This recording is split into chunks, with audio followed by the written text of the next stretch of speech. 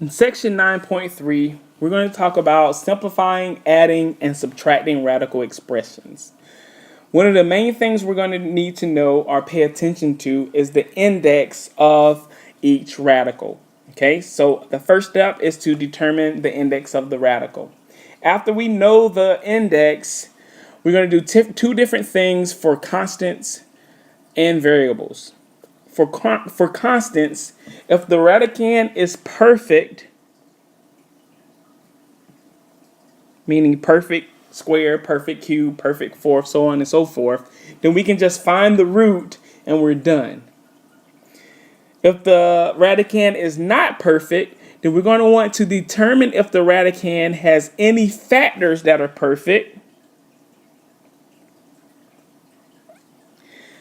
And then we're going to simplify the perfect and leave what's left inside the radical. Okay?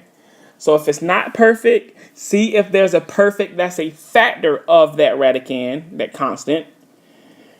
Take the root of that and then leave whatever else inside that radical. For variables, we're going to pay close attention to the exponent and the index.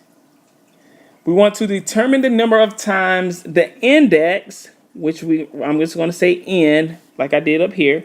Determine the number of times the index will divide into the variable's exponent without going over. This is similar to when we had square roots in section, or any kind of root in section 9.1. We divided the exponent on the variable by the index. We're going to do the same thing, but it might not divide evenly. I might have a remainder when I try to do the division. Okay? The number of times that the index will divide into the variable's exponent without going over will be the variable's exponent outside the radical.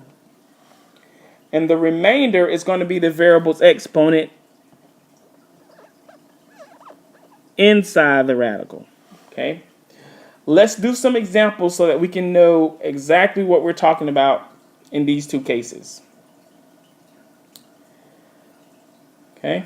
Example A says to simplify the square root of 40. Notice that 40 is not a perfect square.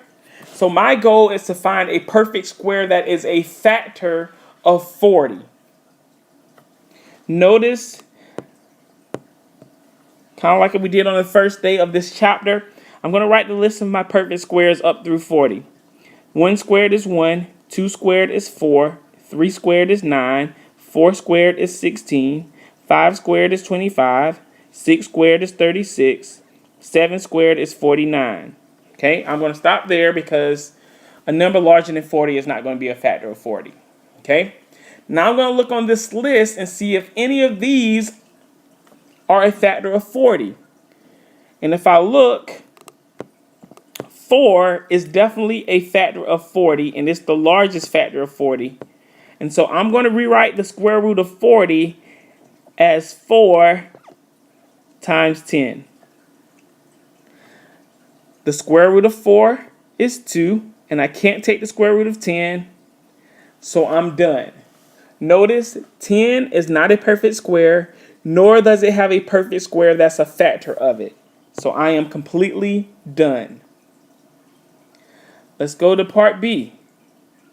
The square root of 90.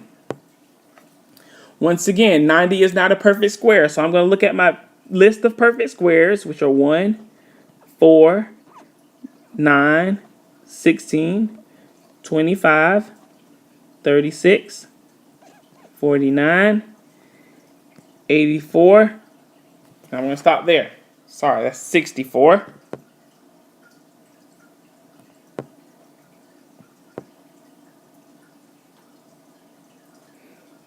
And 81. 100 is definitely too big, but I'll go ahead and write it there. If I look through that list, 9 is the largest perfect square that's a factor of 90. And so what I'm going to do is rewrite the square root of 90 as the square root of 9 times 10, because 9 times 10 is 90. If I take the square root of 9, I get 3 times the square root of 10, which is not a perfect square, nor does it have a perfect square as a factor. So I'm done with that example. It's simplified completely. Those are examples with square roots. Let's look at an example with a cube root. The cube root of 54. Well, let's recall what our perfect cubes are. 1 cubed is 1, 2 cubed is 8, 3 cubed is 27, and 4 cubed is 64. Notice 27 is a factor of 54, because 27 times 2 is 54. And so I'm going to rewrite the cube root of 54 as the cube root of 27 times 2. Well, the cube root of 27 is 3. I can't take the cube root of 2, and so I have to leave it in my radical. So my simplified answer, or my exact answer for this example, is 3 cube roots of 2. Part D has a fourth root. So we want to look at our perfect fourths. Notice we didn't do this in class the other day, so I'm going to write the list of perfect fourths. 1 to the fourth power equals 1. 2 to the fourth power equals 16. 3 to the fourth power equals 81. And I'm going to stop there. Notice that 16 is a factor of 32, which is not on this list. It's not a perfect fourth. Well, 32 is the same thing as 16 times 2. The fourth root of 16 is 2. That's 2 to the fourth power, right? And so when I simplify this, I'm going to have 2 times the fourth root of 2. Those 3 examples, or 4 examples, are examples dealing with just constants. Now we're going to look at 2 examples that's just dealing with variables. In this example, we have the fifth root of x to the 23rd power. When we're dealing with variables, we're going to do just what we did before. We're going to try to divide our index into the exponent. However, we may have a remainder. And this is what you do in that case. If I divide 5 into 23, it goes into it at most 4 times. So I'm going to have x to the 4th on the outside of my radical. And on the inside, 5 goes into 23 4 times with a remainder of 3. So my exponent on the inside of my radical is going to be a 3. Okay? Once I get to the point where my exponent on the inside is smaller than my radical, my index, I am done with this problem. So this simplifies completely to x to the 4th times the 5th root of x to the 3rd. We're going to look at one more example. And this is part F. Kind of changed it up. That's why it looks so different. But we have the cube root of x to the 11th, y squared. I'm going to start with the x to the 11th. What I want to do first is I want to determine how many times does 3 go into the 11 at most. Well, 3 goes into 11 at most 3 times. 3 times 3 is 9.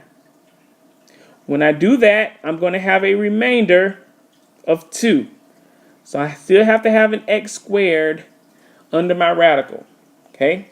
3 goes into 11 at most 3 times, because 3 times 3 is 9. And if I subtract 2, I'll add 2, I'll get to 11. Notice that the exponent on this 2, my index is 3. 2 is smaller than 3, so I can't do anything with this. So I can't simplify it. I need to leave it under my radical. And so in the simplified form, part F is equal to x cubed times the cube root of x squared, y squared.